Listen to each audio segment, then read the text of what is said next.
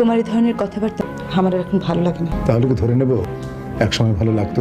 বাংলাদেশের নাট্যজগতে হুমায়ুন ফরিদি, সুবর্ণ মুস্তফা একসময় ছিলেন সবচেয়ে শক্তিশালী ও প্রভাবশালী জুটিগুলোর একটি। তাদের অভিনয়ের গভীরতা, সংলাপ বলার ভঙ্গি এবং চরিত্রে ডুবে যাওয়ার ক্ষমতা সবকিছু মিলিয়ে তারা দর্শকদের মনে স্থায়ী চাপ ফেলেছেন।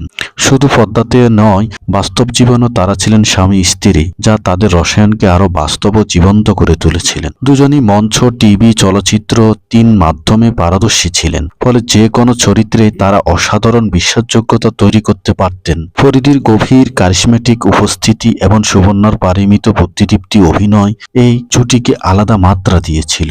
বাস্তবে স্বামী স্ত্রী হওয়ায় তাদের সম্পর্কে স্বাভাবিকতা পর্দায় ধরা পড়ত, যা দর্শকদের কাছে আরো গ্রহণযোগ্যতা হয়ে উঠেছিল। তাদের ব্যক্তিগত জীবনের বিচ্ছেদের অনেক ভক্তের জন্য ছিল আবেগঘন হতাশাজনক একটি ঘটনা, তবে পেশাদার হিসেবে দুজনেই নিজেদের কাজ চালিয়ে গেছেন। তবুও বিচ্ছেদের পর স্বাভাবিকভাবে তাদের একসঙ্গে কাজ করার পরিমাণ কমে যায়, ফলে সেই জুটির ম্যাজিক ধীরে ধীরে আড়ালে চলে যায়। বর্তমানে টিভি চ্যানেল, ডিজিটাল প্ল্যাটফর্মগুলোতে নতুন কন্টেন্ট বেশি ফোকাস করছে, ফলে ক্লাসিক নাটকগুলো আগের মতো কেউই দেখছে না।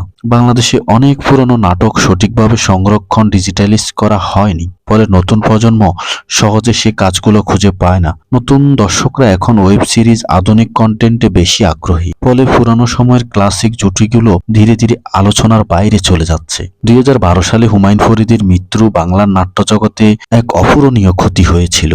তার অনুপস্থিতিতে এই জুটি পুনরায় একসঙ্গে ফিরে আসার সম্ভাবনাকে চিরতরে শেষ করে দেয়।